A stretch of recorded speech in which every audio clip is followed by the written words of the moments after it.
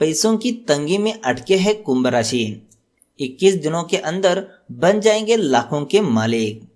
ज्योतिष शास्त्र के अनुसार ग्रहों की लगातार बदलती चाल हर मनुष्य के जीवन पर काफी गहरा प्रभाव डालती है। ग्रहों में लगातार होने वाला बदलाव कई शुभ योग का निर्माण करता है, जिसका सभी 12 राशियों पर कुछ न कुछ अवश्य प्रभाव पड़ता है। ज्योतिष गणना के अनुसार आज हम आपको कुंभ राशि के बारे में बताने वाले हैं। सिर्फ 21 दिनों के अंदर कुंभ राशि वाले लोग लाखों के मालिक बनने वाले हैं। अनुभवी लोगों की सलाह आपके लिए फायदेमंद साबित होगी और सफलता के लिए धैर्य जरूरी है। आप नए लोगों के संपर्क में आने की कोशिश करेंगे, इससे आपको फायदा ही फायदा होगा। तेजी से प्रगति करते हुए आप आगे भी बढ़ सकते हैं। आपको अपने पैसों से संबंधित स्थिति के बारे में गंभीरता से विचार करना होगा। अधिक धन कमाने और अधिक व्यय करने के संबंध में आपकी सोच में भी परिवर्तन आ सकता है। दोस्तों, ऐसी ही महत्वपूर्ण बातें आज की इस वीडियो में बताने वाले हैं, तो इस वीडियो को अभी लाइक करें और भोलेनाथ जी का आशीर्वाद चाहते हो तो कमेंट में जय भोलेनाथ लिखना ना भूलें। साथ ही हमारे चैनल को सब्सक्राइब जरूर करें। तो चलिए दोस्तों, शुरू करते हैं।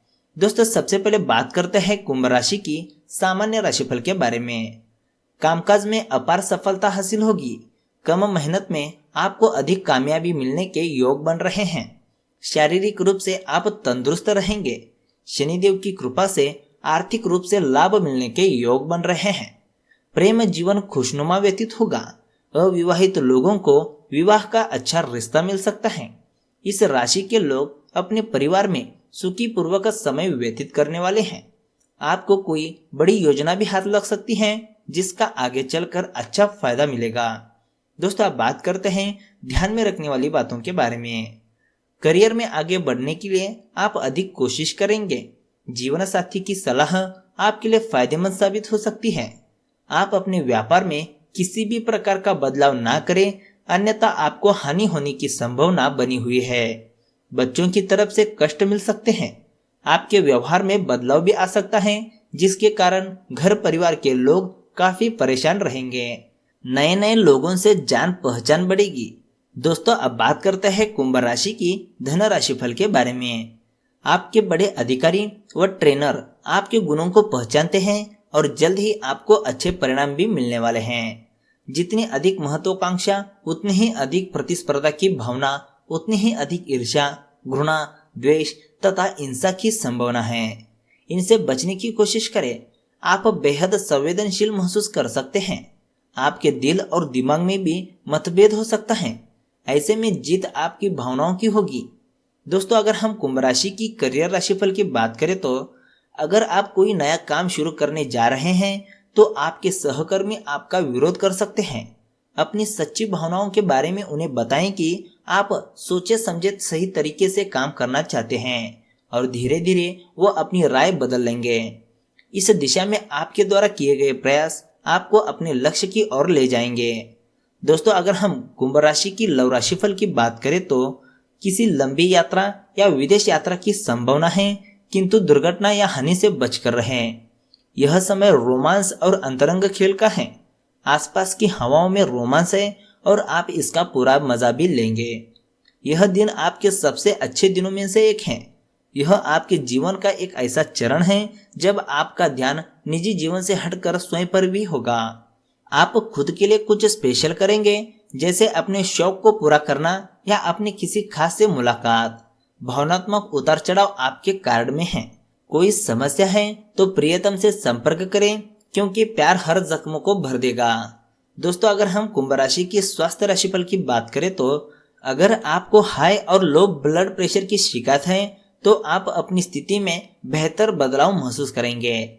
इस बदलाव को एक चिन्ह मान सकते हैं जो आपको सही दिशा की ओर ले जा रहा है। इस बदलाव का इंतजार आप बहुत पहले से करते आ रहे थे। तो दोस्तों, यह थी कुंभ राशि के बारे में। अब बात करते हैं कन्हैया जी जो मोरपंख लगाते हैं वो किस वजह से लगाते हैं। राधा कृष्ण की कई सारी प्रेम कहानियां हैं, जिन्हें पढ़कर या सुनकर उनके प्रेम की पराकाष्ठा का एहसास होता है। लेकिन कुछ ऐसे भी किस्से हैं जिन्हें जानकर हैरानी भी होती है। कृष्ण के सिर पर सजने वाला मोरपंख भी ऐसे ही एक किस्से का हिस्सा बना और उसका परिणाम यह रहा है कि श्री कृष्ण ने कली काल तक मोरपंख को अपने शीश पर लगाने का वरदान दे दिया। आइए इसके बारे में जानते हैं विस्तार से। अद्भुत है राधे कृष्ण की यह प्रेम कथा। कथा मिलती है कि गोकुल में एक मोर रहता था। वह श्री कृष्ण का अनन्य भक्त था। एक बार उसने श्री कृष्ण की कृपा पाने के लिए कन्हैया के द्वार पर जाकर जप करने का विचार किया। इसके बाद वह उनके द्वार पर बैठकर कृष्ण कृष्ण जपता रहा। जप करते हुए उसे 1 बरस बीत गया, लेकिन उसे श्री कृष्ण की कृपा प्राप्त नहीं हुई। एक दिन दुखी होकर मोर रोने लगा। तभी वहां से एक मैना उड़ती जा रही थी। उसने मोर को रोता हुआ देखा तो बहुत अचंभित हुई। कन्हैया के द्वार पर जब रोता रहा मोर, मैना ने सोचा कि यूं तो मोर किसी भी कारण से रो सकता है, लेकिन कन्हैया के द्वार पर कोई रोए यह तो अचंभित करने वाली बात है। इसके बाद मैना मोर के पास गई और रोने का कारण पूछा। तब मोर ने बताई कि 1 बरस से मैं कन्हैया को प्रसन्न करने के लिए कृष्ण नाम जप कर रही हूँ, लेकिन कन्हैया ने आज तक मुझे पानी भी नहीं पिलाया। मैना ने दी राधा रानी की शरण में जाने की सलाह। यह सुनकर मैना बोली, मैं श्री राधे रानी के बरसना से आई हूँ, तू मेरे साथ वही चल। राधे रानी बहुत दयालु है, वह तुझ पर जरूर कृपा करेगी। मोर ने मैना की बात मान ली और दोनों ही उड़ते उड़ते बरसना पहुंच गए। लेकिन मोर ने राधा रानी के द्वार पर भी कृष्ण नाम का ही जप किया। यह सुनते ही श्री राधे दौड़ती हुई आई और मोर को गले से लगा लिया। राधा बोली, नहीं मेरे कान्हा ऐसे निर्मोही नहीं है। राधा रानी ने मोर से पूछा, तू कहाँ से आया है? तब मोर ने कहा कि जय हो राधा रानी, आज तक सुना था कि तुम करुणामयी हो और आज देख भी लिया। राधा रानी बोली, वह कैसे?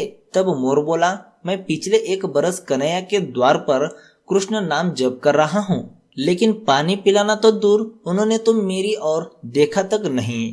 तब राधा जी ने कहा कि नहीं मेरे कान्हा ऐसे निर्मोही नहीं है। राधे ने दी मोर की अनोखी सीख। किशोर जी ने कहा कि फिर से तुम कन्हैया के द्वार पर जाओ, लेकिन इस बार कृष्ण नहीं राधे राधे रटना।